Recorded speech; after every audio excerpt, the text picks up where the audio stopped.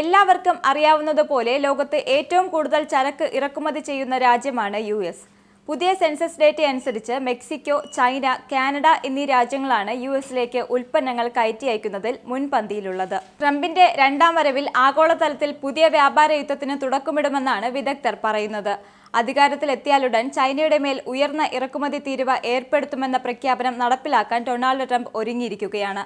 ഫെബ്രുവരി 1 മുതൽ ചൈനയ്ക്ക് 10% തീരുവ ചുമത്താനാണ് പുതിയ നീക്കം. മെക്സിക്കോയിലേക്കും കാനഡയിലേക്കും ചൈന ഫെന്റനിൽ അയക്കുന്നതിനെക്കുറിച്ചുള്ള ആശങ്കകൾ ചൂണ്ടിക്കാട്ടിയാണ് നടപടി. ചൈനയുടെ മോശം പെരുമാറ്റമാണ് ഉയർന്ന തീരുവ ചുമത്താൻ കാരണമെന്നും നീതി ലഭിക്കാനുള്ള ഒരേയൊരു മാർഗമാണിതെന്നും അദ്ദേഹം കൂട്ടിച്ചേർത്തു. അതിതീവ്രമായ വേദന അനുഭവിക്കുന്ന ക്യാൻസർ രോഗികൾക്ക് ആശ്വാസത്തിന് വേണ്ടി നൽകുന്ന മരുന്നാണ് ഫെന്റനിൻ. ഹെറോയിനേക്കാൾ 50 മടങ്ങും മോർഫിനേക്കാൾ 100 മടങ്ങും വീര്യമുള്ളതാണ് ഈ മരുന്ന്. എന്നാൽ ആരോഗ്യരംഗത്ത് ഉപയോഗിക്കുന്നതിനേക്കാൾ ഇതിനെ ലഹരി ആവശ്യങ്ങൾക്ക് കൂടുതലായി ഉപയോഗിക്കുന്നുമുണ്ട്. കാനഡ, മെക്സിക്കോ തുടങ്ങിയ രാജ്യങ്ങൾ വഴിയാണ് അമേരിക്കയിലേക്ക് ലഹരി മരുന്ന് കടത്ത് നടത്തുന്നതെന്ന് ട്രംപ് ആരോപിക്കുന്നു.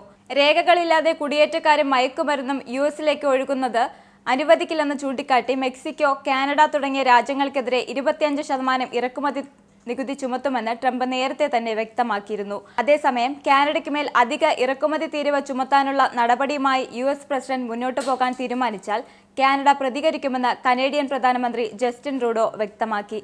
അതിന് മറുപടിയായി US-നെതിരെ തീരുവ ചുമത്താനൊരുങ്ങുകയാണ് കാനഡയെന്നും സൂചനയുണ്ട്. ലോകാരോഗ്യ സംഘടനയിൽ നിന്ന് അമേരിക്ക പിന്മാറിയത് മറ്റു രാജ്യങ്ങളെ പ്രതിസന്ധിയിലാഴ്ത്തും എന്നതിന് സംശയമില്ല. വൈകാതെ അത് അമേരിക്കയ്ക്ക് തന്നെ വിനയാകുമെന്ന പ്രത്യേകതയും ഉണ്ട്. ക്ഷയം, മലമ്പനി, HIV എന്നിവ ലോകത്ത് പ്രതിരോധിച്ച് നിർത്തിയിരുന്നതിൽ ലോകാരോഗ്യ സംഘടനയുടെ ഗ്ലോബൽ ഫണ്ടിന് വലിയ റോളുണ്ട്.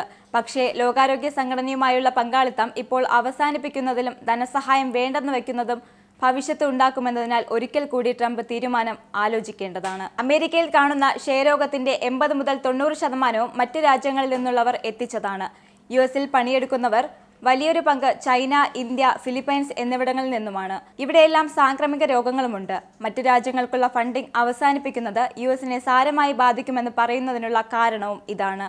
മറ്റിടങ്ങളിൽ നിന്നുള്ള തൊഴിലാളികളില്ലാതെ അമേരിക്കയ്ക്ക് മുന്നോട്ട് പോകാനും ആവില്ല. മറ്റൊരു വീഡിയോയുമായി വീണ്ടും കാണാം. നന്ദി. നിങ്ങൾക്കും ആനന്ദ മീഡിയയുടെ പ്രേക്ഷകരിൽ ഒരാളാകണ്ടേ? യൂറോപ്പിലും US-ലും ആഫ്രിക്കയിലുമടക്കം പ്രവാസികൾ ഉള്ളയിടങ്ങളിലൊക്കെ ജനപ്രിയ ചാനലുമായി ആനന്ദ് മീഡിയ ഒപ്പമുണ്ട്. ഏഷ്യാനെറ്റ് ഫ്ലവേഴ്സ് അടക്കം നിങ്ങളുടെ വിരൽത്തുമ്പിലെത്തും. ആദ്യം റോക്കു ബോക്സ് സ്വന്തമാക്കുക. അതിൽ നിന്നും ആനന്ദ് മീഡിയ ആപ്ലിക്കേഷൻ ഡൗൺലോഡ് ചെയ്യുക, ഇൻസ്റ്റാൾ ചെയ്യുക. എന്നിട്ട് 02085866511 എന്ന നമ്പറിൽ ഞങ്ങളുടെ കസ്റ്റമർ കെയറിൽ ബന്ധപ്പെടുക. അല്ലെങ്കിൽ +91 735 660 3747 എന്ന നമ്പറിൽ വാട്സപ്പ് ചെയ്യുക. ആനന്ദ് മീഡിയയുടെ സേവനങ്ങൾ സ്വന്തമാക്കുക. മറ്റു ചാനലുകൾക്കൊപ്പം ആനന്ദ് TVയും എൻജോയ് ചെയ്യുക.